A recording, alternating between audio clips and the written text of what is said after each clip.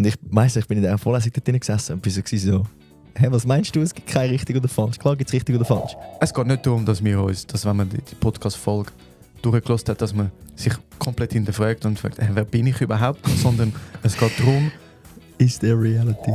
Und wir nehmen ja Sachen einfach schon nur anders wahr. Ja. Also, gewisse Leute sind zum Beispiel farbenblind und sehen das Gleiche wie jemand, der nicht farbenblind ist, aber also, sie beobachten das Gleiche, aber sehen etwas anderes. Und jetzt ein Beispiel für selektive Wahrnehmung. Du hast letztens ein neues Auto gekauft. Ich wollte genau das bringen. Oder? Ich wollte genau das bringen. Ich sehe nur noch Hyundais auf der Straße. Genau, du hast dich damit auseinandergesetzt. Ja. Ein Hyundai, das wäre noch cool, dann hast du einen Hyundai gekauft. Und seit du den Hyundai hast... Ich sehe nur noch Hyundais. Ja. Also Erinnerung wird mega oft aufgefüllt. Und wir haben das Gefühl, es ist eine Erinnerung. Wir sind überzeugt davon, dass wir das gesehen haben. Mhm. Aber es ist einfach nur unser Hirn, das die fehlende Information auffüllen mit Daten, die es irgendwo gefunden hat. Mhm. Das ist wie wenn ChatGPT irgendwie so, du fragst nach irgendeiner Studie und er ist so, ja, da die und die Studie, füllt er einfach auf, Ja. obwohl es gar nicht gibt. Das ist eigentlich genau das. Eine gemeinsame Realität kann nur gemeinsam geschaffen werden. Wow. Put it on a sticker.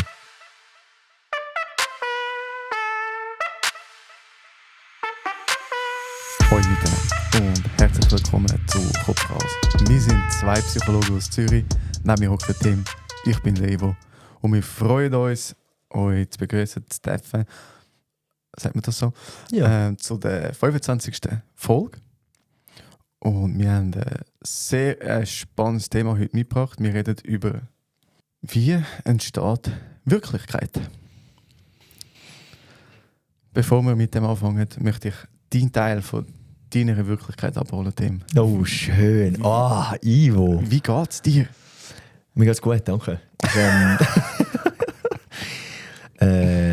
Ich habe mit dem Thema Konstruktivismus, also das werden wir heute anschauen, Ja. so ein bisschen der Fachbegriff dafür, im Studium recht gehapert, weil ich glaube, ich bin ein sehr sachlogischer Mensch und für mich gibt es so eine Realität, eine Objektivität, es gibt ein Richtig und ein Falsch. Und ich bin in der Vorlesung dort drin gesessen und bin so, hey, was meinst du, es gibt kein Richtig oder Falsch? Klar gibt es Richtig oder Falsch. Darum finde ich es gut, dass wir die Folge machen, weil es hat mir die Möglichkeit gegeben, das Thema nochmal ein bisschen genauer zu beleuchten und mal genauer anzuschauen. Und habe gemerkt, dass ich vielleicht ein bisschen vorschnell in dieser Vorlesung dort, das Thema abgetan habe. Darum ja, es geht mir gut. Ich bin gespannt, auf was wir heute rauskommen und wie sich das ergibt. Ja, ich finde es interessant, weil ich würde sagen, ich bin recht ein grosser Verfechter vom Thema Konstruktivismus, das wollen wir heute anschauen. Ja, also ich muss dazu schon sagen, wir werden verschiedene Aspekte von Konstruktivismus anschauen. Und es gibt Aspekte, wo ich mich sehr gut damit identifizieren kann. Und dann, ich glaube so die Richtung so von absolutem Konstruktivismus oder so. Einfach, wo man radikaler Konstruktivismus. Wieso? Es gibt gar kein richtig oder falsch. Und dort ziehe ich dann irgendwo die Linie, wo ich muss sagen, hey, stopp. Oh, das gehen wir neu. Bin ich gespannt. Shit, okay. Ja. Aber ich will deine Wirklichkeit noch abholen. Wie geht's dir? Emotional gut, körperlich massive Nackenverspannungen. Wir haben gerade vorher über das geredet, wenn du verspannt bist, dass noch mehr Verspannungen dazukommen, weil du verspannt bist und dann halt auch nicht so gut schlafst und so. Und dann kommen noch mehr Verspannungen dazu. Ich bin gerade an dem Punkt. Vielleicht musst du auch eine Stunde Raw doggen, nicht machen, entspannen. Ja, das mache ich morgen. Morgen gehe ich schön in die Sauna. Ja. Und wo gehst du amigs? Einfach für die hören, damit sie wissen, wo sie dich antreffen. Hey, das ist mein Geheimtipp, aber ich glaube nicht, als die das hören. Ich gehe meistens in Wittigen. Da sind wir auch schon mal zusammen gewesen. Dort sind wir mal zusammen gewesen. Es hat ja dort das Hallenbad und das ist eigentlich bekannt als Hallenbad. Aber es hat noch eine Sauna, es hat ein Dampfbad und es hat noch einen chilligen Ruheraum und ein Kaltbad. Und ich gehe meistens dort, es sind immer die gleichen Leute. Alle Ü50. Alle Ü50. Es interessiert niemand, was du dort machst. Das finde ich eben super. Ja. Du gehst einfach dort hin, gehst in die Sauna, Kaltbad, ein bisschen raus auf die Terrasse, liegst ein bisschen in den Entspannungsraum. Machst nichts. Schön. Ja, das ist mein Geheimtipp. Wo jetzt nicht mehr geheim ist. Wo jetzt nicht mehr geheim ist, aber sehr empfehlenswert, ja. Alright. Hey, ja. Konstruktivismus. Ja, Konstruktivismus. Wie würdest du, wenn ich überlasse jetzt dir, Ja. Wieso? Weil ich das glaube nicht so gut kann. Beschreib mal Konstruktivismus in sehr, sehr einfachen Worten. In sehr einfachen Worten. Ja. Also im Konstruktivismus geht es um eine Konstruktion von unserer eigenen Realität. Und es sagt eigentlich, dass es nicht die Realität gibt, die für alle Menschen gilt, sondern dass es unterschiedliche, subjektive Deutungen und Realitäten gibt, wo wir Menschen drin leben. Das heisst, du hast eine andere Realität, wo du dich drin bewegst, als ich, aufgrund von deiner Konstruktion, wie du Sachen wahrnimmst, was für einen Sinn du diesen Sachen gibst, was für eine Bedeutung auch, als ich. Und wir gehen einfach davon aus, dass wir die gleiche Realität haben. Das kann manchmal auch sein, dass wir das gleich interpretieren, aber es kann auch sein, dass wir nur das Gefühl haben, dass wir das Gleiche interpretieren und für das eigentlich hart aneinander vorbeireden. Und siehst du, genau an diesem Punkt im Studium habe ich abgehängt. Bis ich so, hä? Und darum, was mir sehr geholfen hat, also du hast das hervorragend, beschrieben. Ich habe ein mega simples Beispiel. Aha. Wenn du an einem Fußballmatch gehst und du Fan bist von einer Mannschaft, und du musst mal Fan sein von einer Mannschaft, du kannst einfach an einem Fußballmatch gehen, an einem Eishockey-Match gehen, was auch immer, dann spielen zwei Teams gegeneinander. Und du kannst irgendeine Situation nehmen und die Situation, sagen wir einen Entscheid von einem Schiri, wird ganz anders interpretiert, ob du Fan vom Team A bist oder vom Team B. Die Fans sind vom Team A, sagen, ja, das ist ein Fehlentscheid. Die Fans sind vom Team sagen, ja, das ist richtig entschieden. Was stimmt jetzt? Und kann man das überhaupt sagen, dass es richtig oder falsch gibt? Oder ist es einfach nur unsere Realität, wo wir das Gefühl haben? Aber der Grund, wieso ich sage, dort habe ich abgeschaltet im Studium, ist, weil ich will jetzt da auf die Argumentation bringen. Ja, aber wir haben ja jetzt mittlerweile VR. Jetzt hast du eine Kamera, die nimmt das auf, es gibt das richtig und es gibt das falsch. Genau. Und klar gibt es dann noch gewisse Sachen, wo du kannst sagen, ja, interpretieren wir das jetzt als faul oder nicht.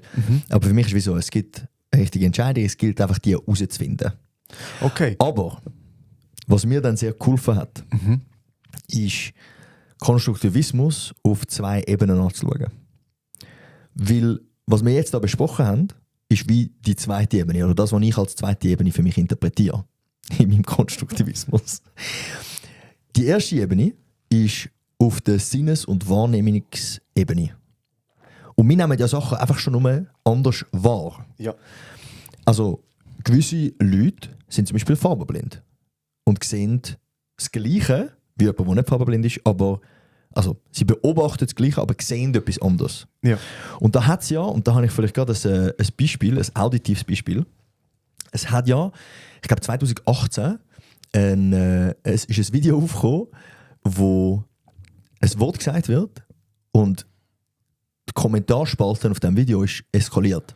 Weil die Hälfte der Leute hat das eine Wort verstanden und die andere Hälfte hat das andere verstanden. Und alle haben das Gefühl gehabt, die es anders verstanden haben, sind dumm und sind einfach nur am Trollen. Ja. Also sind einfach am Lügen. Und wir lassen das mal schnell laufen. Und ich verstehe es wirklich nicht, wie man das nicht als das eine Wort verstehen kann. Ich sage nachher, was für Wörter das sind. Also. Laurel. Mach nochmal. Laurel. Und ich kann nicht verstehen, ich verstehe da Laurel. Ich auch. Es gibt Leute, die schwören darauf, dass sie Jenny hören. Und das Ding ist, ich bin so, das ist ja gar nicht möglich, aber nach ein bisschen Recherche habe ich herausgefunden, dass wie zwei Tonspuren übereinander geleitet werden. Die eine ist höhere Frequenz und die andere ist eine tiefe Frequenz. Und Leute, die oft, wenn du jünger bist, hörst du höhere Frequenzen besser, als wenn du älter wirst. Also ein Hund zum Beispiel, der hört ja so eine Hundepfeife, die wir fast nicht hören, weil er sehr viel höhere Frequenzen hört. Also wir haben dort einen biologischen Unterschied, der dazu führt, dass gewisse Personen Laurel hören und andere Personen hören Jenny. Ich weiss jetzt nicht, ob das bedeutet, dass wir beide alt sind, weil Laurel ist, glaube ich, die tiefe Frequenz. Oder unsere Ohren sind einfach nicht mehr so gut. Aber das hat mir geholfen. Jetzt nochmal zusammen die zwei Ebenen zurückzuholen. Es gibt eine biologische Ebene, wo wir Sachen anders wahrnehmen. Wirklich, also die Sinneswahrnehmung. Und dann gibt es die zweite Ebene, wo ist, was mache ich jetzt mit den Informationen, die mein Körper aufgenommen hat. Also durch entweder hören, sehen, spüren, schmecken und riechen.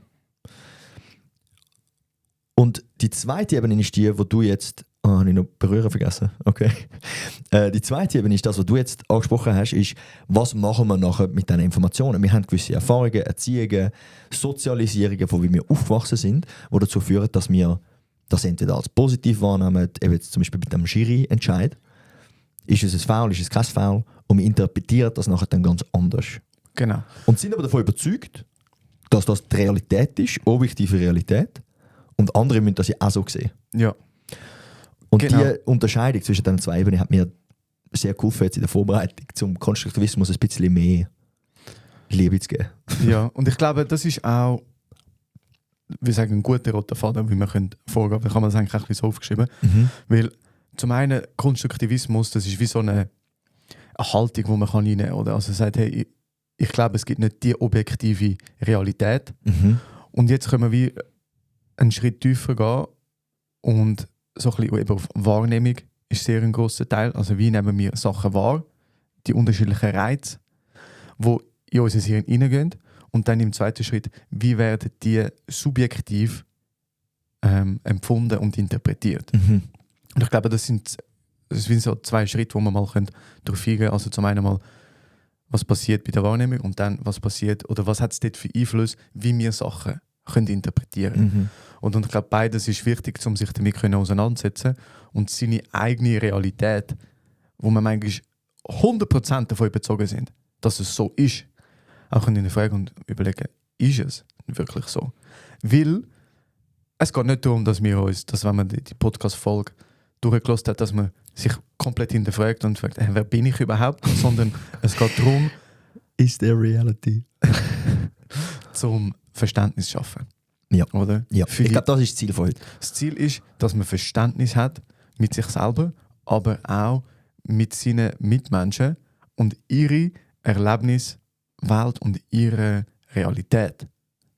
Weil vieles, was passiert, passiert auf Missverständnis, aufgrund von diesen Prozessen, die wir jetzt beschreiben. Ich habe noch ein anderes Beispiel. Jetzt haben wir das Laurel Jenny gehabt.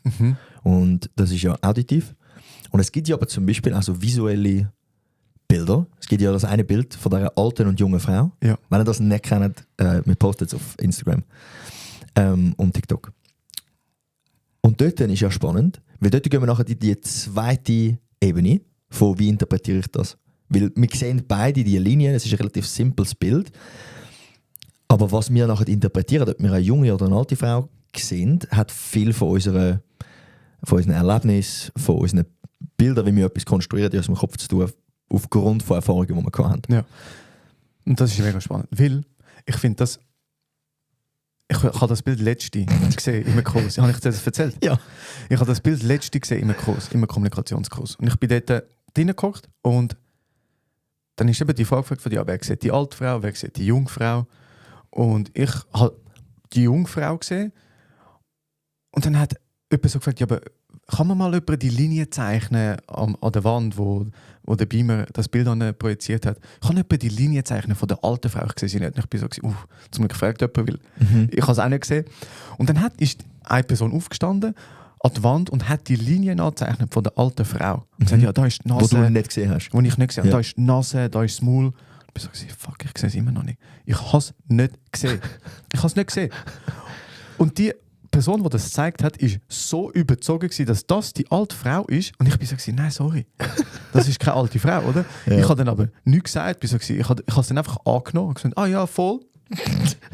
Und ich fand, ja, wird schon stimmen. Bin dann aber am Abend heimgegangen, habe das Bild gegoogelt, wo jemand mit Rot auf das Bild die alte Frau eingezeichnet hat, um zu sagen, hey, so, ich muss das sehen. Und habe es dann gesehen. So, das ist die alte Frau. Und ich finde, die Interaktion zeigt mega viel, dass auch wenn man irgendwie, wie soll ich sagen, wenn man zwei unterschiedliche Standpunkte hat, man ist so klar davon überzeugt, dass das ist. Oder das ist es. Ja. Und man sieht die andere Seite gar nicht. Ich habe die andere Seite nicht gesehen. Ich habe nur die junge Frau gesehen. Ja. Und das ist jetzt ein simples Beispiel. Aber jetzt stell dir vor, das ist immer Streit. Da siehst du primär deine Seite. Vor allem noch mehr, weil auch emotional bist. Genau. Und das Beispiel hat für mich so viel aufgezeigt, für mich so gewesen, okay. Es geht gar nicht um richtig oder falsch, es geht um Verstehen wollen. Ja. Und jetzt in diesem Beispiel mit der alten und jungen Frau, weißt du, dass es eine andere Meinung gibt. In vielen Streit hast du das Gefühl, es gibt einfach eine Beobachtungsvariante oder ein Bild, das es gesehen gibt. Und du weißt noch nicht einmal, dass die andere Person vielleicht etwas ganz anderes sieht, wie jetzt die alte Frau. Und dort musst du dann, wie auch nochmal, ich meine, du hast in diesem Beispiel wie die Offenheit sogar schon bei dir gehabt, um zu sagen, da muss es ja eine alte Frau geben, ich will sie jetzt sehen. Ja. Und im Streit aber, oder im Konflikt, ist es ja oft so, dass du gar nicht die Bereitschaft hast, um ein anderes Bild zu akzeptieren. Und ich finde, das ist so entscheidend, um so Konflikte auch dann zu begraben. Definitiv, ja. Definitiv. Vielleicht noch schnell zusammenfassend. Ja. Also, weil ich glaube, ich weiss jetzt nicht, wie verständlich das ist. Vielleicht einfach für mich auch nicht. Konstruktivismus ist die Überzeugung, dass Realität geschaffen wird durch die beobachtende Person. Also ich bringe meine eigenen Erfahrungen rein und tue dort nachher die Realität schaffen in meinem Kopf. Und die Realitäten sind unterschiedlich, von dir zu mir. Ja. Und was wir jetzt probieren, ist die Philosophie von Konstruktivismus oder die Theorie zu übersetzen in den zwischenmenschlichen Alltag, in, sagen wir, Konfliktsituationen, in einfach allgemein Interaktionen, die wir haben mit anderen Menschen und versuchen, als Ziel für den Podcast, ein Verständnis dafür zu schaffen, dass eben Realität dort entsteht, wo jemand interpretiert und wo Realität für sich selber schafft. Und mit diesem Verständnis, idealerweise, haben wir dann bessere zwischenmenschliche Interaktionen, weil wir können sehen, es gibt eine andere Realität. Du siehst vielleicht eine junge Frau und ich sehe vielleicht eine alte Frau. Und dass man das übersetzt auf normale zwischenmenschliche Interaktionen, wir haben einen Konflikt, du siehst das vielleicht ganz anders, das ist für dich ein anderer Konflikt, als es für mich ist. Okay. Voll. Und dann würde ich sagen, starten wir so zum Thema Wahrnehmung oder mit die unterschiedlichen Reize, die wahrgenommen werden, mit Wahrnehmungspsychologie. Alright. Ist das gut? Ja, das ist doch wunderbar. Das heisst, wir starten jetzt auf der ersten Ebene. Ja. Okay. Und die Wahrnehmungspsychologie finde ich extrem spannend, weil sie untersucht so Phänomene, die wir Menschen haben, in der Wahrnehmung. Sagt das auditiv, wie das Beispiel, das du vorher gezeigt hast, visuell und all das. Also wie wir Sachen wahrnehmen. Und dort, es gibt so einen Teil von der Wahrnehmungspsychologie, so die selektive Wahrnehmung, wo erklärt eigentlich, wie unter anderem Wahrnehmung auch kann entstehen oder unterschiedliche Wahrnehmung kann entstehen. Also und auf das, wo du Fokus leist. Genau, und jetzt ein Beispiel für selektive Wahrnehmung oder sogar zwei Beispiele. Du hast letztens ein neues Auto gekauft. Ey, ich wollte genau das bringen.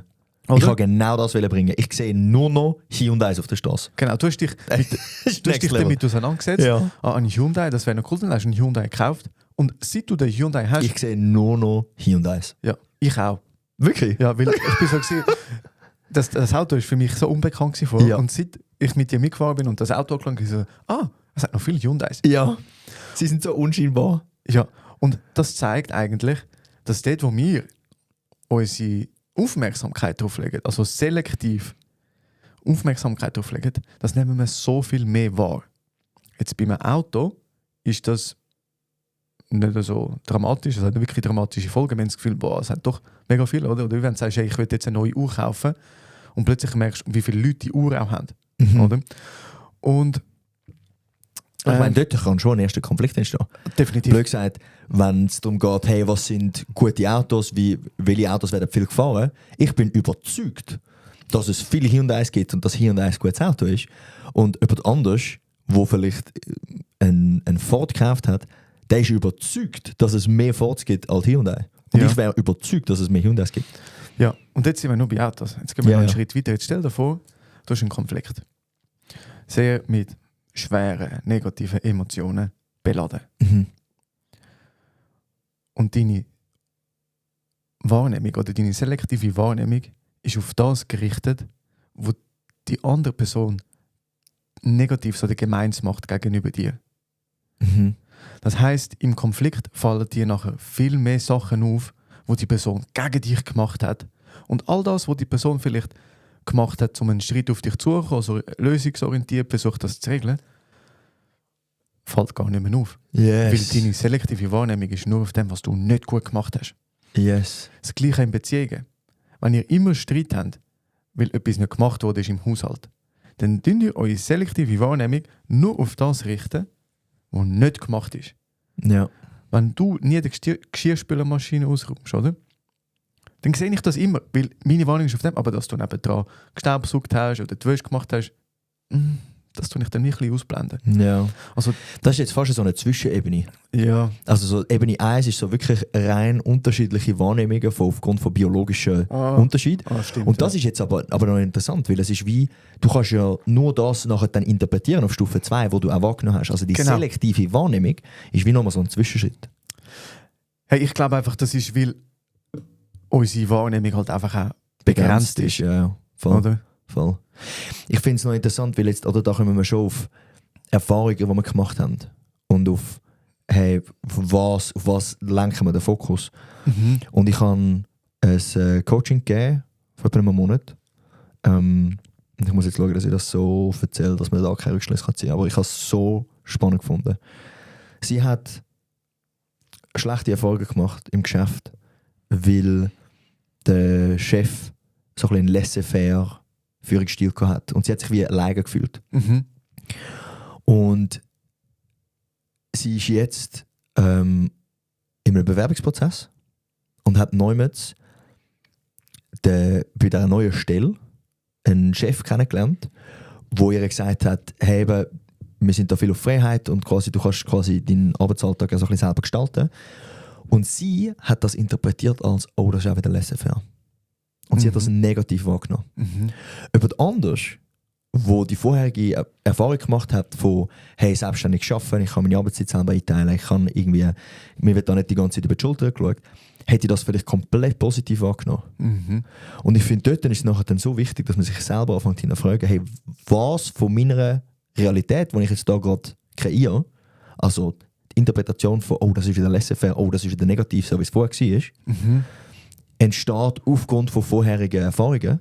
Mhm. Und dass man sich dort aktiv hinterfragt, von wie unsere Wahrnehmung auch sich verändert aufgrund von vergangenen Erfahrungen. Mhm. Dasselbe auch zum Beispiel in Beziehungen. Jetzt sagen wir, du hast eine sehr toxische Beziehung hinter dir. Du bist vielleicht sagen wir, betrogen worden. Und jetzt lernst du jemand Neues kennen. Und die Person gibt dir vielleicht sehr viel Freiheit, sehr viel Vertrauen auch. Und du interpretierst es aber als der will quasi sehr viel Freiheit auch für sich, damit er wieder mich kann betrügen wie mein vorheriger Partner oder Partnerin. Mhm. Und dort müssen wir so aufpassen, dass wir uns selber keinen Stein weglegen, aufgrund von vorherigen Erfahrungen. Ja. Weil unser Hirn grundsätzlich einfach darauf ausgelegt, zum Muster zu erkennen. Ja. Voll. Und das ist definitiv. Oder? Also, es geht ja meistens immer so ein bisschen Hand in Hand. Oder? Also, wenn wir jetzt nur über Wahrnehmung reden, das ist ja dann so nur der biologische Prozess, sind wir beide, glaube ich, ein bisschen unterqualifiziert, um nur über das zu reden. Ja. Aber so der Mechanismus, der dann relativ schnell entsteht, also nur schon wenn wir über Wahrnehmung reden, welche vorherigen Erfahrungen prägen unsere jetzige Wahrnehmung. Mhm. Und ich glaube, es gibt noch so ein paar Phänomene, die noch nennenswert sind bei der Wahrnehmung. Also nebst selektiver Wahrnehmung. Nebst selektiver. So das Lückenfüllen. Von Informationen? Ja. Ja. Das finde ich extrem spannend. Und ich bin jetzt gerade überlegen, was ich finde, visuell ist es viel einfacher zum erklären. Aber unser Hirn kann mega gut mit fehlenden Informationen umgehen und tut eigentlich Lücken, wo Informationen fehlen, einfach auffüllen. Hast du ein Beispiel? Ich habe nur Beispiele, die über Bilder sind. Das ist okay. Ja, als Beispiel, du kannst einen Satz lesen, wo in jedem Wort ein Buchstabe fehlt. Ja.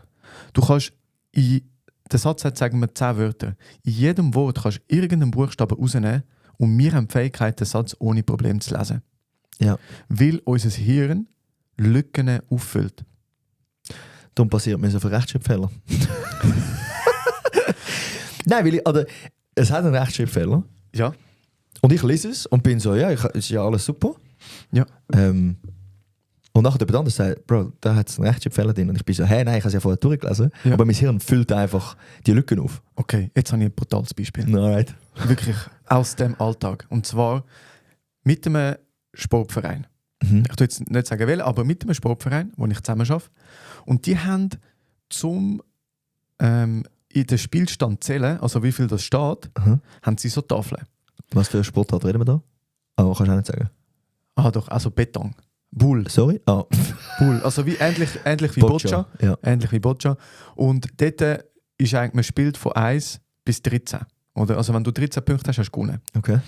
Und dann sind das so Tafeln, wo auf der linken Seite ist die eine Mannschaft, also 1 bis 13, und auf der rechten Seite ist die andere Mannschaft, 1 bis 13. Und du kannst wie mit einem Magnet den Spielstand auf beiden Seiten angeben. Mhm. Und dann hat der Verein neue Tafeln gemacht. Oder? Also neue Tafeln produzieren lassen mit dem Ding 1 bis 13. Und dann haben wir ein Turnier gehabt. Und dann sind die Tafeln das erste Mal in Einsatz gekommen. Und während dem Spielen ist jemandem aufgefallen, oh shit. Das 12 fehlt. Ja, genau. Nein, das stimmt Doch. nicht. Nein, hör Doch, auf. doch, das 12 fehlt. Und das ist erst aufgefallen beim Spielen. Und das sind etwa 20 Tafeln gewesen, die neu gemacht worden sind. Und auf jeder Tafel hat es 12 gefehlt. Alter, irgendeiner hat verkackt.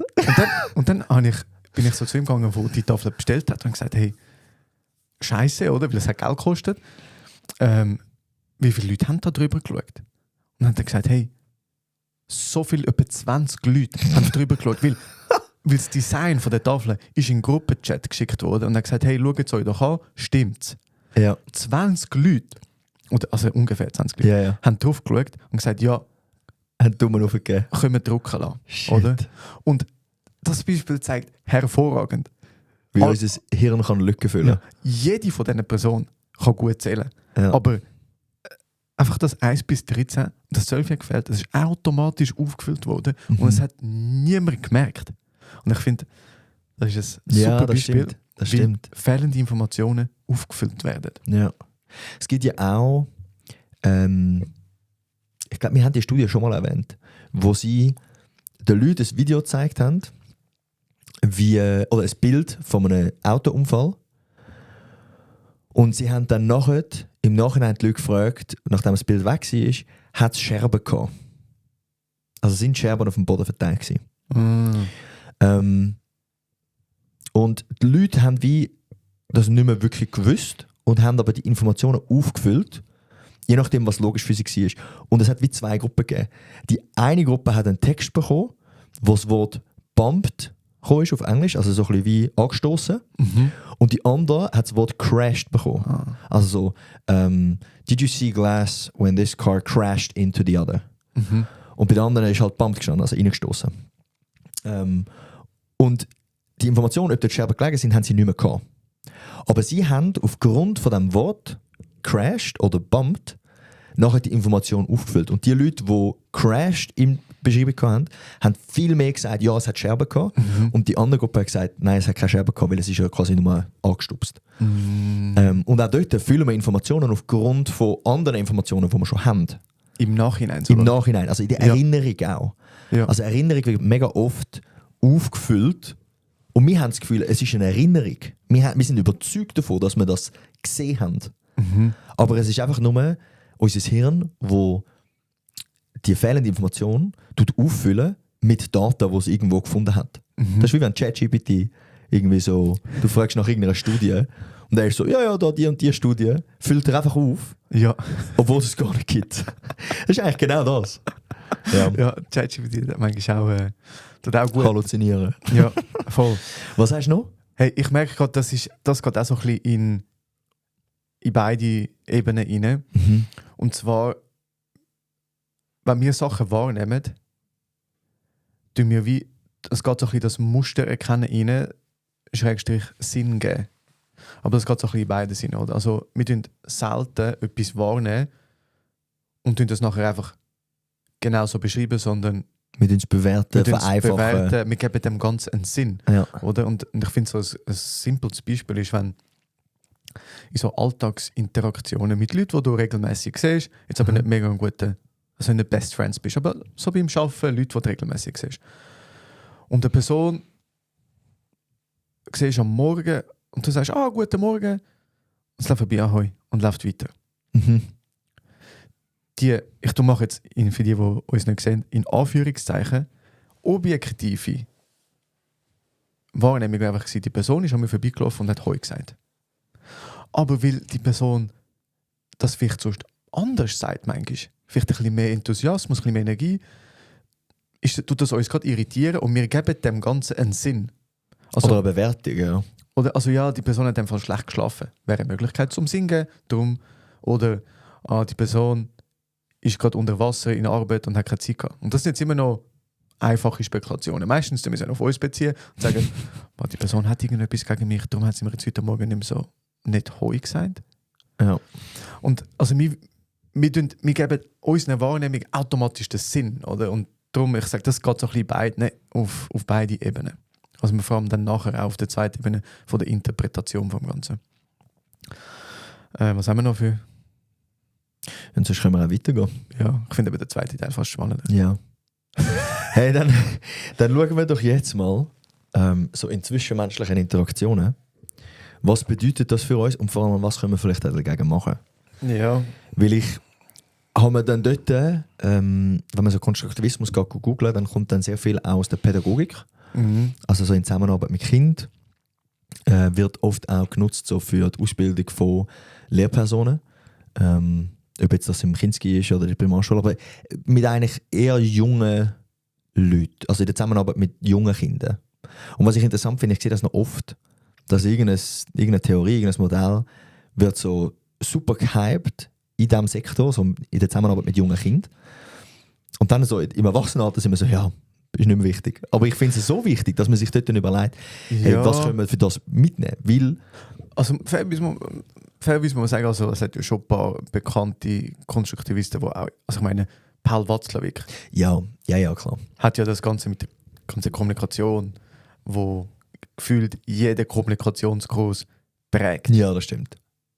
Ja, ungefähr. Sorry. In meiner Realität ist es jetzt so gewesen, okay? Aber ja, also in der Pädagogik wird zum Beispiel dann oft geschaut, dass man dem Kind ihre eigene Realität zuschreiben tut. Die tut wahrnehmen. Also was man nicht machen sollte, ist, ein Kind kommt irgendwie und sagt, ja, in der Schule ist das und das passiert, das finde ich mega schlimm. Wenn man dann am Kind sagt, jetzt tu nicht so, das ist nicht so schlimm, dann ist das nicht konstruktivistisch. Wenn man mit dem Konstruktivismus im Hinterkopf oder nachher die Interaktion mit dem Kind angeht, wäre eine Antwort oder eine Reaktion darauf, wieso ist denn das für dich so schlimm? Weil was dann passiert, ist, wir versuchen, ihre Realität zu verstehen und nicht unsere Realität dem aufzudrücken. Mhm. Weil in unserer Realität ist es vielleicht gar nicht schlimm, dass das passiert ist. Dass jetzt das Äpfelstückchen sie nicht bekommen hat. Voll. Sagen wir, irgendjemand in der Schule, irgendeine Klassenkameradin hat Äpfelschnitzel mitgenommen, in der Pause die verteilt und sie hat keinen bekommen. Und wir sind so, mit unserer Realität, ja, das fucking Äpfelschnitzel, ich schneide dir jetzt einen neuen Äpfel, dann kannst du dieses Äpfelschnitzel haben. Weil in unserer Realität ist das Wichtige von dieser Interaktion, dass sie hat einen Äpfelschnitzel, sie hat Lust auf einen Äpfel. Und wenn wir jetzt einfach sagen, hey, ist doch nicht so schlimm, da ein Äpfel, jetzt hast du den Äpfel, ist ja gut, dann wird das Problem von dem Kind nicht lösen. Weil das eigentliche Problem dahinter ist vielleicht, dass sie sich ausgeschlossen gefühlt hat, dass sie irgendwie vielleicht einen Tag vorher hat sie einen Äpfelschnitz gegeben und sie hat das jetzt als gerecht gefunden, dass sie auch einen zurückbekommt, was es auch immer ist. Aber das Kind hat seine eigene Realität. Und konstruktivistischer Ansatz in der Pädagogik würde dann bedeuten, wir probieren die Realität von dem Kind zu verstehen, indem wir nachfragen, wieso ist das für dich schlimm? Was hat es ausgemacht? Was hat es mit dir gemacht? Und ich glaube, wir können dort sehr viel mitnehmen für die Kommunikation im Erwachsenenalter. Definitiv. Also, und ich glaube, also der Ansatz wäre so empfehlenswert in Interaktionen mit allen Menschen, weil ihr erlebt das Gleiche, aber die Reaktion ist anders. Oder egal was es ist. Irgendeine Hiobsbotschaft in einem Meeting, im Geschäft. du wirst unterschiedliche Reaktionen auf das haben. Also eine schlimme Botschaft. Ja. Ah. Heißt doch Hiobsbotschaft, Ja. oder? Ich weiss nicht, wie geläufig der Begriff ist. Aha. Oder sagen wir, irgendeine schlechte Nachricht wird am Teammeeting erzählt. Du kannst sicher sein, wenn jetzt 5 Leute drin hocken, dass es 5 unterschiedliche Reaktionen auf das gibt. Ja. Und keine von denen ist falsch, sondern es sind ihre Reaktionen. Oder? Und wenn du dort nachher gehst und sagst, ja, das kannst du jetzt nicht machen, das darfst du nicht, die Reaktion ist nicht genehmigt, ist so, ja, wieso nicht? Das ist ja meine Realität. Oder? Also fürs Verständnis voneinander und einen guten Umgang miteinander ist es sehr hilfreich auch, dass die Haltung so im Hinterkopf hat. Und, aber was hat denn das jetzt mit dir gemacht? Ja. Oder die Frage ist so, hey, wieso hast du so reagiert? Oder ich glaube, dort dann einfach das Interesse, die Realität von der anderen Person zu verstehen, kann so fest helfen in der zwischenmenschlichen Interaktion. Auch um nachher das so auflösen. Also ich meine, vielleicht hast du ja wahrscheinlich auch ein eigenes Ziel und eine eigene Realität, die du auch willst irgendwie durchsetzen. Aber die einzige Variante, die ich sehe, um das konstruktiv zu machen, Konstruktivismus konstruktiv, ist der Versuch, die Realität von der anderen Person zu verstehen. Ja. Und weil nur dann kannst du auch auf das eingehen und deine Meinungen so kommunizieren, dass es auch ankommt. Und der einzige Weg, um das zu machen, ist wie? Nachfragen? Kommunizieren. Ja. Ja, es ist so. Ja. Ich habe mir noch, jetzt gerade so bei der, wenn wir eben den Schritt weitergehen, oder wenn es die unterschiedlichen Sinneswahrnehmungen, ich habe etwas gehört, gelesen, was auch immer, all die Wahrnehmungen, die verarbeitet werden, können das Gehirn. Und dort danach eigentlich die subjektive Interpretation von dem, habe ich so ein paar unterschiedliche Faktoren aufgeschrieben, die einen Einfluss haben auf die Bewertung. Habe ich noch spannend gefunden. So die persönlichen Faktoren, wie meine persönlichen Werte, Überzeugungen und Lebenserfahrungen, die extrem reinspielen. Und ich habe mir so überlegt, beim Thema Wert. Oder wo tue ich mega stark über Wert interpretieren. Und für mich ist so übergeordneter Respekt ein wichtiger Wert und dort zu Respekt gehört Pünktlichkeit. Oder? Und ich lege grossen Wert auf Pünktlichkeit. Wenn ich mit jemandem abgemacht habe und die Person zu spät kommt, ist das für mich in meiner Interpretation eine Wertverletzung. Okay. Hingegen für die andere Person, die vielleicht zu spät gekommen ist, gehört Pünktlichkeit nicht zum Thema Respekt oder ist nicht so wichtig oder der Wert. Ist das in ihrer Realität ist ja nicht so schlimm. Kann ich 15 Minuten warten lassen, alles gut, machen wir weiter. Dann sind also an dem Tisch, wenn du nachher zusammen einen Kaffee trinkst zum Beispiel, 2 unterschiedliche Realitäten von Anfang an, die aufeinandertreffen. Zum einen ist jemand, also ich werde dann enttäuscht oder hässig, weil meine Werte verletzt worden sind. Und die andere ist so, alles gut, hey, wie geht's dir, was läuft bei dir im Leben? Also dort kommen schon mal 2 Welten aufeinander. Nur schon aufgrund von unterschiedlichen Werten. Und das ist ein simples Beispiel. Ja. Und ich glaube, was dort auch noch dazu kommt, ist nicht nur dein Wert, sondern auch das Erlebnis von der anderen Person. Vielleicht ist sie zu spät, weil irgendwie es hat einen Autounfall gegeben, vielleicht ist sie zu spät, weil sie aktuell ultra psychisch Stress hat und irgendwie vergessen hat oder dann spät dazugekommen ist. Also weißt du, da kommen ja dann wie noch Erfahrungen von dieser Person mit, die wir gar nicht davon mitbekommen. Ja. Und ich finde, wir tun nämlich das Leben von anderen Menschen so viel mehr vereinfachen als unser eigenes. Unser eigenes Leben ist, der Grund, wieso dass ich dort zu spät gekommen bin. Ich bin überzeugt, du bist auch zu spät gekommen. 100%, ja. Und dort hat es wahrscheinlich Gründe dafür gegeben. Und die erste Reaktion ist, ja, ich bin zu spät wegen dem und dem. Ist ja klar. Und wir vergessen nämlich, dass andere Personen, ihr Leben ist genauso komplex, genauso anspruchsvoll, genauso umfassend wie unser eigenes. Aber in der Zusammenarbeit sind wir dann so, oder im Zusammenleben, vereinfachen wir das so fest, ja, die Person ist einfach zu spät gekommen, also schlechte Werte. Oder respektlos.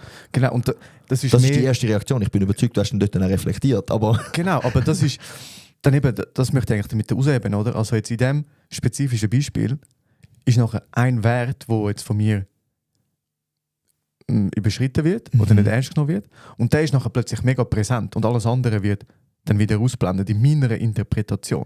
Oder? Und das ist nur ein persönlicher Faktor, der reinspielen kann. Also meine persönlichen Überzeugungen oder Lebenserfahrungen, wie auch die anderen individuellen Überzeugungen und Lebenserfahrungen, die habe ich dann überhaupt noch nicht in meine Konstruktion von der Realität einbezogen. Oder? Aber da sieht man auch, wie komplex wir sind, was da alles für Einfluss hat. Oder? Und ich meine, bei Lebenserfahrungen, wenn wir mal überlegen, was für einen riesen Einfluss die Lebenserfahrungen auf unser jetziges Handeln haben. Das ist crazy. Ja. Das ist crazy. Ja. Umgang mit Niederlagen. Je nachdem, wie du gelernt hast, damit umzugehen, ja. Je Wird's nachdem. ganz unterschiedlich. Mega. Ja. Was mir noch aufgefallen ist in der Vorbereitung, und ich glaube, das habe ich jetzt schon ein paar Mal gesagt, und ich merke, es ist etwas, was mich immer mehr beschäftigt Ja. und wo ich immer auch mehr Energie für das freisetze, ist, wenn ich die Politik anschaue, wenn ich Social Media anschaue, dann habe ich das Gefühl, gehen Menschen immer weiter voneinander weg. Es ist immer mehr eine Polarisierung. Und was ich dort glaube, was so fest für helfen, ist, wenn die Leute sich einfach überlegen, hey, die andere Person, die andere Partei, der andere Kommentar auf Instagram hat ihre eigene Realität. Und anstatt einfach zu sagen, das ist falsch, sich auch die Mühe zu geben und die Energie zu nehmen, zum Nachfragen, wieso dass die Person nicht so reagiert hat oder wieso dass das ihre Realität ist. Zu verstehen, was ist deine Realität. Ja. Und ich finde das so, hey, ich finde nichts mühsamer als in der Politik, wenn die Rechten, wenn das eine, zum Beispiel, also ich bin nicht sicher, ob das Beispiel schon mal gebracht habe, aber du hast Leute in der rechten Politik, die sagen, hey, wir müssen die ganze Gender-Thematik abschaffen, es wird zu kompliziert.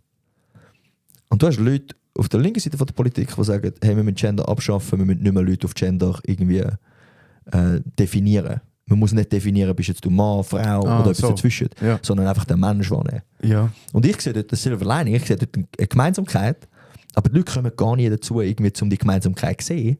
Von, hey, ja, machen wir es doch einfach unkompliziert, jeder soll einfach sich selber sein.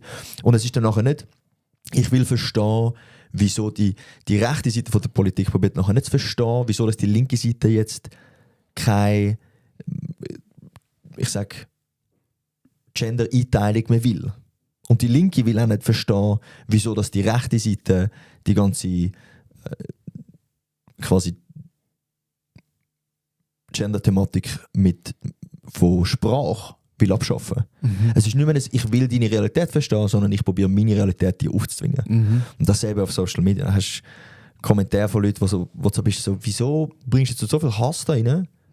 Versuch doch zu verstehen. Und klar, auf Social Media bist du so, ja, ich bin einfach nur da zum Konsumieren und nicht zum Verstehen. Aber ich bin überzeugt, dass wenn man mit einem konstruktivistischen Mindset an sein Leben angeht, man so viel mehr Verständnis hat für andere Menschen, andere politische Einstellungen, andere Lebensweisen, andere Werte, was auch immer. Weil du dann einen Einblick bekommst in die Realität von anderen Personen. Und vielleicht können wir das schnell anschauen, was man da machen kann, um die Realität von anderen Menschen besser zu verstehen. Wir haben jetzt keine Kommunikation, aber wie sieht die genau aus? Ja, aber ich will gerne noch schnell etwas anderes sagen. Sorry. Nein, also weißt du, um das Thema noch schnell ein bisschen grösser zu machen. Weil so sozial- und kulturelle Faktoren haben einen riesen Einfluss auch auf unsere Konstruktion. Und einfach, also das ist jetzt meine Realität, ist, dass eigentlich die ganze Welt ist konstruiert, aber nur funktioniert, weil genug Leute das als Realität sehen. Also das Gleiche als Realität sind? Okay. Hast du ein Beispiel? Ja, Thema Geld. Aha. Ja. Wieso haben wir alle ich mache jetzt wieder in Anführungszeichen, die gleiche Realität, wenn es ums Thema Geld geht, dass eine 10er-Note 10 Franken sind. Ja. 20 sind 20. Es hat ja eigentlich gar keinen Wert hinten dran. Das Geld auf deinem Konto hat keinen Wert hinten dran. Das ist einfach eine Zahl auf dem App. Ja. Aber wir geben, und weil alle, die ganze Gesellschaft, Weil wir uns die einig ganze sind. Welt, Ja. sind einig, 1 Million Franken sind, keine Ahnung, sagen wir 1,1 Millionen in Euro. Ja. Aber nachher, wie wertvoll du die 1 Million Franken interpretierst, ist nachher sehr davon abhängig, von wie viel Geld das du sonst hast. Genau. Und Oder das da ist kommt nachher dann wieder wieder- ja, das ja. Persönliche. Aber eigentlich so viele Sachen sind konstruiert. Ja. Oder Titel sind konstruiert. Also so Mastertitel und so. Oder Mastertitel, Doktortitel, Königstitel. Das hat nur einen Wert oder Ja. eine soziale Anerkennung, weil genug Leute dem Anerkennung geben. Ja, das stimmt. Ja, fair. Jetzt stell dir vor, und das finde ich eben zum Beispiel bei dem Film In Time so spannend. Mit dem, ist es der Justin Timberlake, Ja, ich glaube. wo der Schauspieler ist. Ja, ja. Dort ist ja die Währung Zeit. Und die ganze Gesellschaft gibt konstruiert einen extremen Wert an Zeit. Ja. Lebenszeit. Ja. Nicht Geld. Du zahlst ja alles mit deiner Lebenszeit. Und wenn die ganze Gesellschaft daran glaubt, ist Zeit sehr wertvoll. Ja. Bei uns ist manchmal Geld fast wertvoller als Zeit. Ja. Zum Teil. Gut, der Film ist auch schwierig umsetzbar. Also auch wenn wir jetzt alle wieder glauben, dass Zeit das neue Währungsmittel ist. Ja, aber es ist nur als Beispiel. Ja, ja, Oder? sehe ich. Es ist ein geiler Film. Also für die ihn nicht kennen, Ein super können Film. wir mal güchseln. Und es gibt so viele Beispiele, wo Sachen einfach konstruiert worden sind. Ja. Ja, das stimmt. Alle sozialen Normen sind konstruiert. Hey, das war ein grosses Thema gewesen jetzt eben. Ja. Darum bin ich so gewesen, hey, ich habe mich sehr auf das gefreut, weil du kannst alles hinterfragen. Ja. Ja. Ich sehe mir dort. Es macht fast so groß auf, wir könnten wahrscheinlich über das Thema Stunden reden. Ja. Weil Also ich kenne noch so viele Beispiele. wo man- ja, ja, ich weiß. Nein, aber schlussendlich, und da kommen wir vielleicht wieder zu dem Thema, wo du hast vorangeschnitten hast mit dem in Interaktion mit Menschen, ist ja so, was glauben wir beide, ist die Realität. Ja. Über die Realität, nicht nur über die Realität zu reden, sondern auch über wie wir zu dieser Realität gekommen sind. Also das Verständnis davon, wie bist du dazu gekommen, dass du das jetzt so interpretiert hast und wie bin ich dazu gekommen, dass ich es so interpretiert habe. Ich glaube, grundsätzlich, wenn man Konstruktivismus in seinem Leben will nutzen, dann müssen wir wie zum einen das Handwerk lernen und dann gibt es noch gewisse Werkzeuge. Und ich glaube aber, dass Handwerk sehr, sehr viel wichtiger ist. Was meine ich mit Handwerk? Mit Handwerk meine ich die Grundhaltung von, wie ich in eine Interaktion gehe mit einer anderen Person. Die Grundhaltung von, die Person hat ihre eigene Realität. Ich probiere zu verstehen. Das Werkzeug wäre konkrete Fragen, die man stellen könnte, wie zum Beispiel, hey, wie siehst denn du das? Oder wieso ist das für dich schlimm? Was macht das für dich?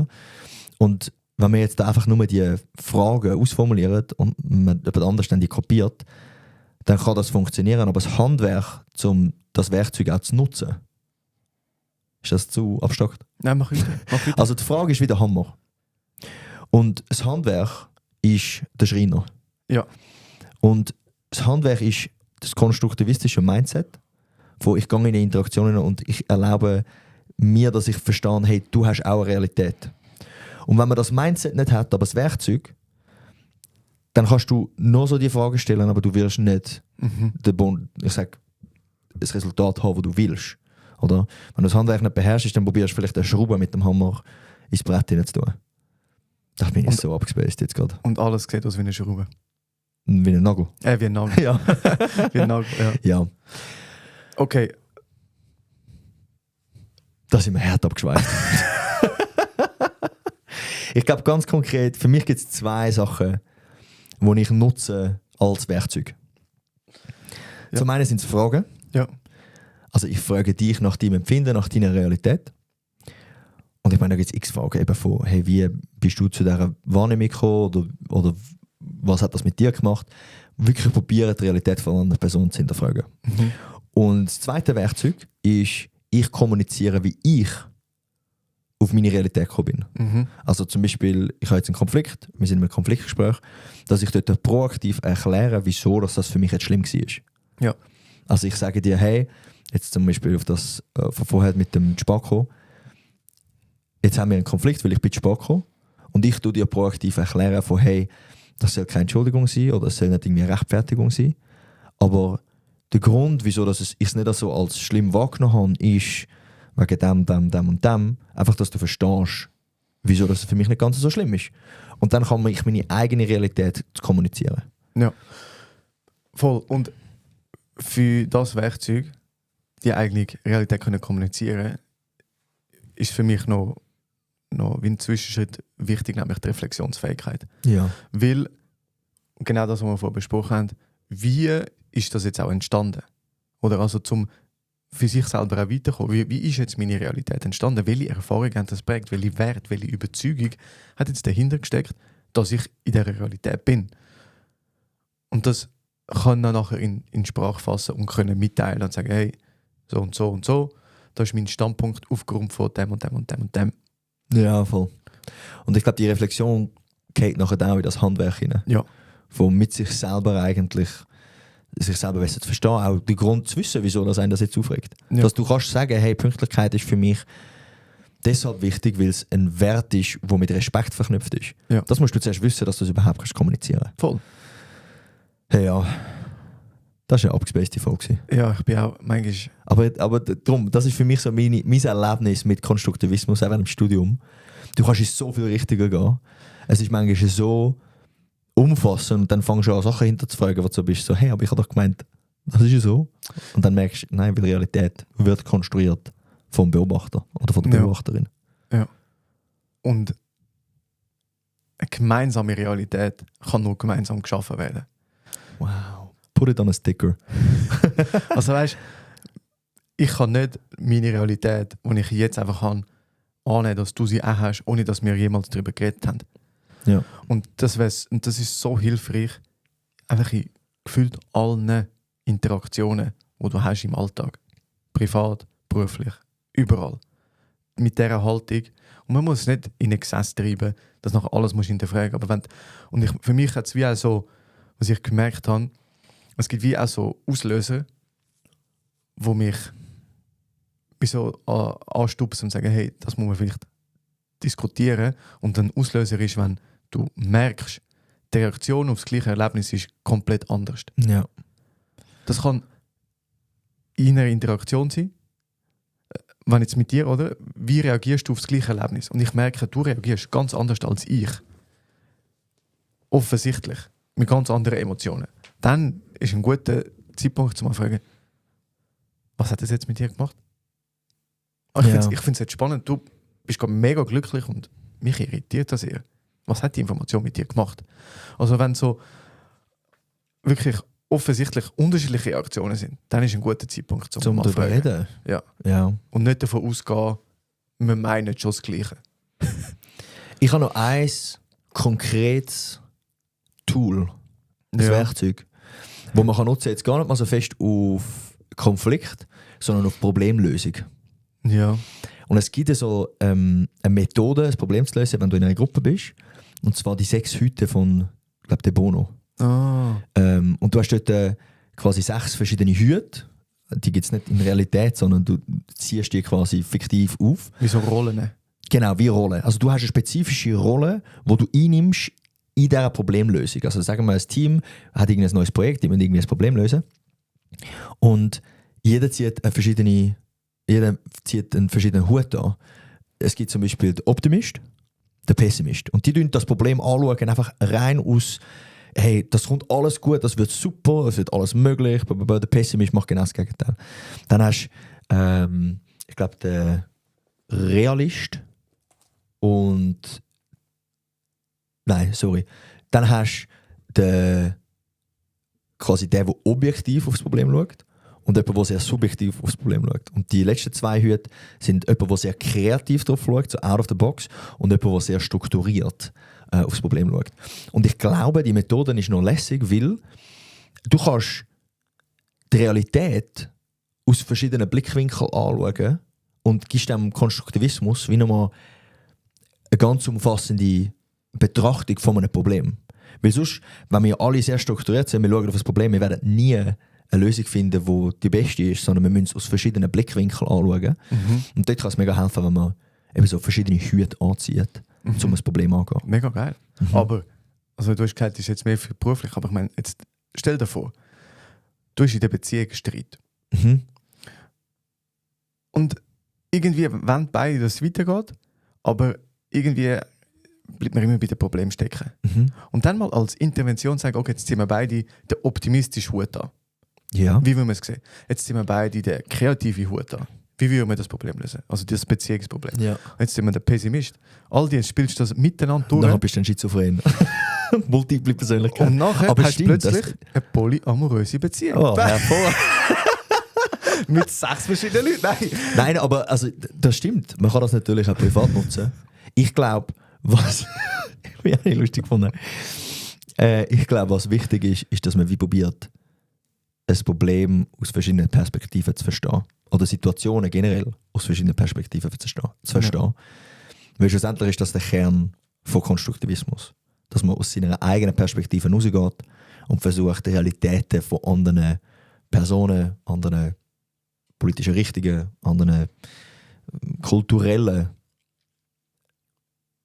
Gruppen besser zu verstehen. Okay. Ja. Und als Abschlusssatz, ganz wichtig, zu verstehen wollen, heisst nicht, dass die anderen Recht haben. Oder oftmals hat man vielleicht auch so ein bisschen das Gefühl, ja, wenn immer die anderen sind, dann bin ich falsch. Aber dass man wie auch wegkommt von dem richtig oder falsch. Mit dem Bewusstsein, es gibt unterschiedliche subjektive Realitäten, weder richtig noch falsch. Es geht darum, Gemeinsamkeiten zu finden. Yes. Wegkommen von dem binären richtig-falsch. Das sind schöne Schlussworte. Alright. Das war eine wilde Folge. Ich habe das Gefühl, es sind noch etwa 3 Leute da. Für die 3, die jetzt aber noch da sind, drückt den Follow-Button, weil ihr sind die Wahren, wenn ihr bis jetzt zugelassen habt. Dann sind wir euch enorm dankbar. Das hätten wir auch können auf LSD machen, die Folge. Also, boah, Nein, stell dir vor. da wären wir abgedriftet. Du. Wir sind auch so abgedriftet. Ich habe noch eine letzte Hirnzelle für dich. Ja. Wir haben jetzt vieles von so Realitäten gehabt. Und ich möchte ein bisschen zurückkommen in so die Objektivität, weil es gibt eine Antwort, die objektiv richtig ist, Ivo. Ja. Und zwar, welche Gedächtnisform speichert Faktenwissen wie Paris ist die Hauptstadt von Frankreich? Ist es A. Prozedurales Gedächtnis? B. Episodisches Gedächtnis? C. Semantisches Gedächtnis? Und D. Sensorisches Gedächtnis? Fuck, Alter. Also sagen wir prozedural, episodisch, semantisch, sensorisch. Ich glaube B. Episodisch? Ja. Was hast du das Gefühl, macht das episodische Gedächtnis? Ja, das Zeug abspeichern. Faktenwissen. Semantisch, oder ist semantisch inhaltlich? Semantisch. Was macht semantische? Ja, sprachliche Sachen verarbeiten. Ich bin mir jetzt grad nicht mehr sicher. Es gibt das. Fuck. Also Mann. was ist deine... Kannst du mir noch ein bisschen mehr Kontext geben? Also, wo findet ihr Gedächtnis statt? Ich habe keine Ahnung. Ich habe keine Was Ahnung. ist das für eine Drecksfrage? Sorry. Aber jetzt, also, du noch mal überlegen. Einfach auch schon nur, was die einzelnen Wörter bedeuten. Du Ja, hast also, prozedural, das ist episodisch, prozeduralisch. semantisch und sensorisch. Also sensorisch ist in dem Fall all das über unseren Sinn. Ich kann dir keine Antwort geben. Ich kann dir die Frage nicht beantworten. Ich will, dass du meine Frage beantwortest. Sag nochmal.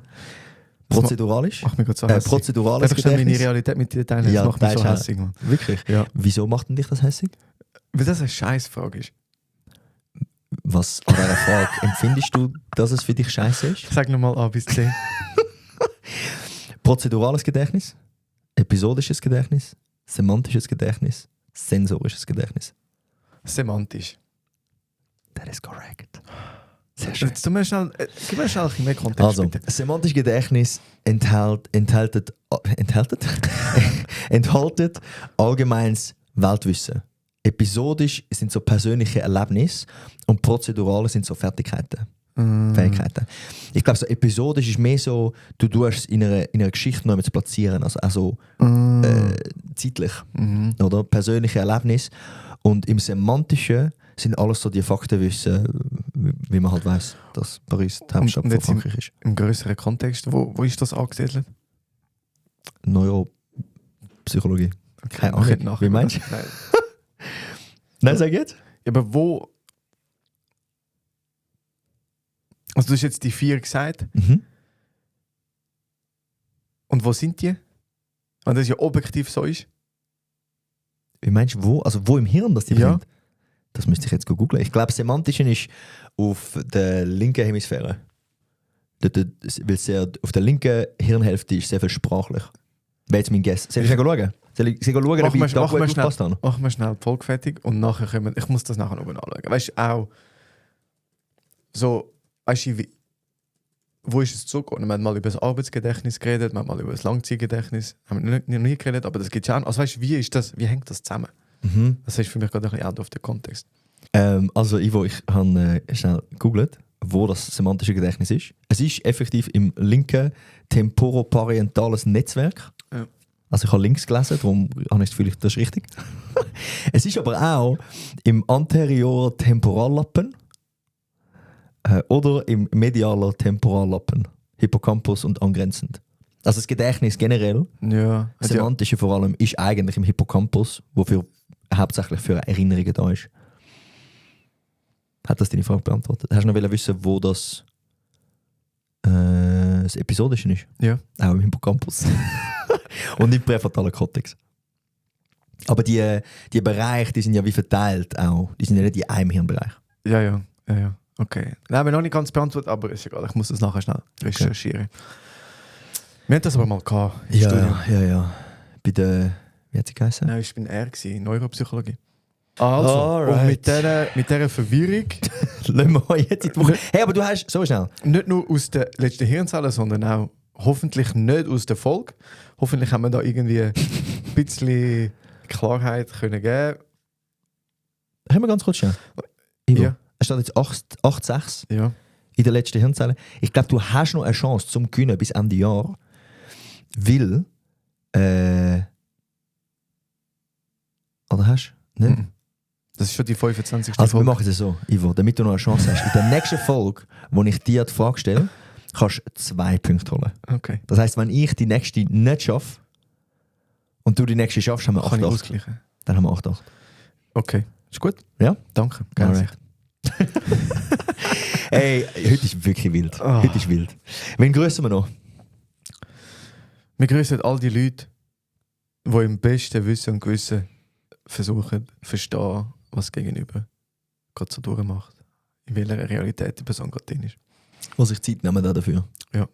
Alright. Grüß gehen auch raus. Auch all die das jetzt werden versuchen. Mit dem Wissen von diesem Podcast. Wir wünschen euch eine wunderschöne Herbstwoche.